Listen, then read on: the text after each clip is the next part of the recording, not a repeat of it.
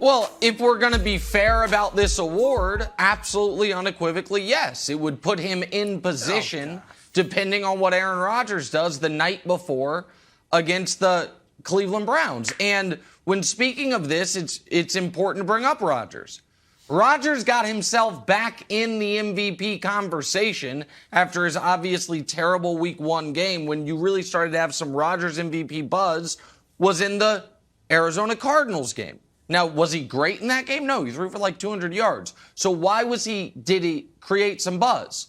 Because his top wide receivers were all out, and he found a way to win anyway.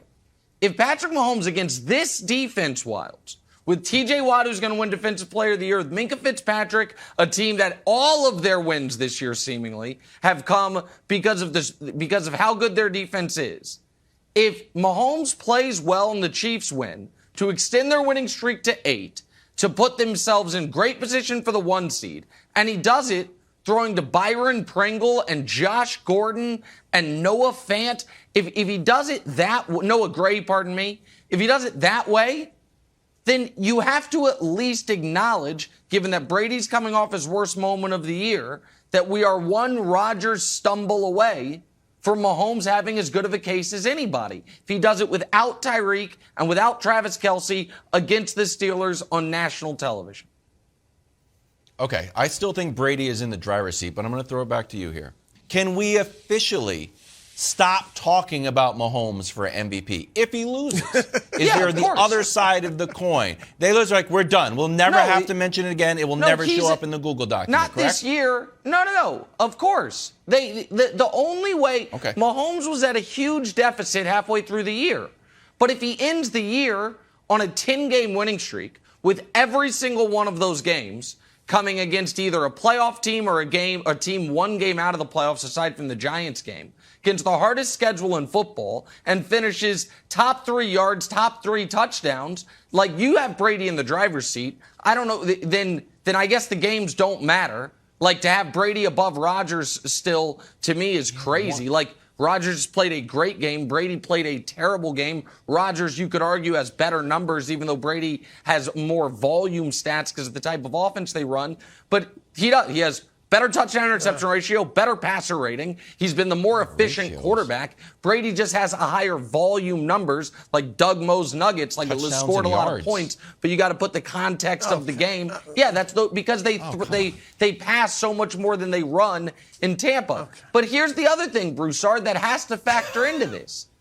Mahomes does not get 4 games against the Bears and Lions, does not get 4 games against the Panthers and Falcons. Brady's got 9 touchdowns this year, either 7 or 9, I'm not sure, against the Falcons alone.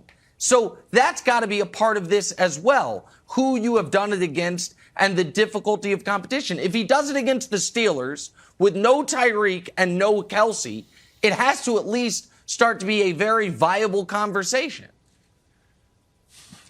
Let me bring some rationality to this thing. All right. This would keep Patrick Mahomes late in the MVP conversation. And by that, Nick, I mean, he's in the conversation, but he's late in there. Like, we're talking for 5 or 6 minutes before we bring up Patrick Mahomes. And even when you bring him up, somebody you're talking with gets mad that you brought him up. Like Wilds. Like, what's he even doing in the conversation? All right. So this would keep him in the conversation. I'll give you that. Mahomes has a few problems, Nick.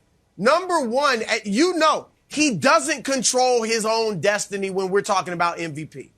I don't care what Patrick Mahomes does over the next 3 games. If Aaron Rodgers doesn't falter, Rodgers is winning it. And he is the front runner, Wiles. I picked Brady. I hope it's Brady. But right now, you just see the momentum. It's for Rodgers right now. So if Rodgers continues to play well, say they win out, even if he doesn't play spectacularly, if they win out and have the best record in the league, and he's been great throughout the season, he's going to win it. If he falters, Nick, guess who's second in line and close? It's Tom Brady. It's not Patrick Mahomes. All right, and Brady would be second, and I don't think so, but you got to worry about Jonathan Taylor, too. All right, so Mahomes has a real uphill climb to really get significantly in the MVP conversation. And you want to praise Pittsburgh. They're 27th in total defense. All right, they're 22nd How do they in get their scoring wins? defense. All so right, let's Broussard, not act like on. he's Stop going with the against the numbers. old steel How do they curtain. have their wins? Those Broussard, are why do they facts. have They're wins? called facts, not numbers. Okay, do you think the Steelers have a good defense? They're gutty. Hold they on. got a great coach. Do you think they they're have a good gutsy. defense? Ben makes some big plays. The defense is good. I'll give you the stop. defense is good. But you're Okay, talking about well, them then- like then they're the we purple agree. people eaters. All right? No, I'm they're not. not. No, All right, no, and I'm not. Here, I'm not talking about them like that. I'm simply saying If he they have the does this defensive player of the year. against TJ Watt They have and- Minka Fitzpatrick, and every single one of their wins has come because of their defense. Though that's And what they're I'm saying. I'm not 27th saying in they are total defense. the best defense in football. Okay, do you actually think they are? Is my question, Broussard. You say like that's the thing. I'm not a huge like. If you think they are the 27th best defense, then I care about that stat. But if you also think that stat is wildly misleading, then I don't see the relevance of it. Well, they aren't 27. I'm just saying they're not quite as formidable as you made them to seem. Nick, let me throw you out the other problem, and this is an unfair one, but this is a problem that Mahomes is facing in this race to get the MVP. The narrative about him this season is negative. And it's overblown. I'm with you. It's wrong. But the narrative about Mahomes is he's not having a very good year. And even as we talk about late, right, he's come on strong late. The last, I think 3 games, he's got 5 touchdowns and 3 picks. So even late, it's not like he's lighting things up. It's his worst season ever as a starter, since he's been the full-time starter. And the narrative is that, well, he's playing pretty well, but defenses have adjusted to him, and he's not as dynamic as he once was. Right. So he's not only does he have Brady to climb, Rodgers to climb, but he's also got that narrative to climb, Nick, which I'm with you, it's unfair, but I think it's real.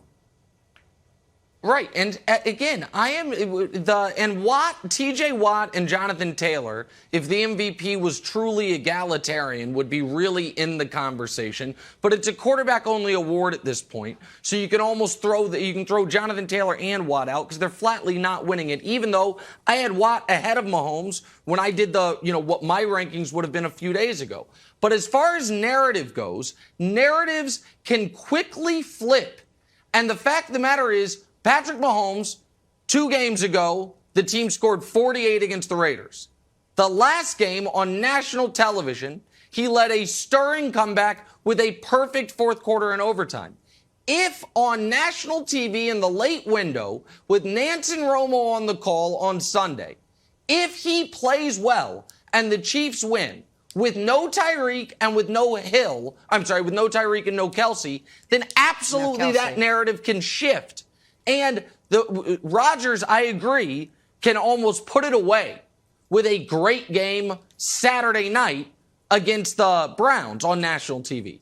Thanks for watching. Subscribe here to get the latest from the show. Also, be sure to check out more of the best clips from First Things First, or go watch a few segments from our other shows on FS1.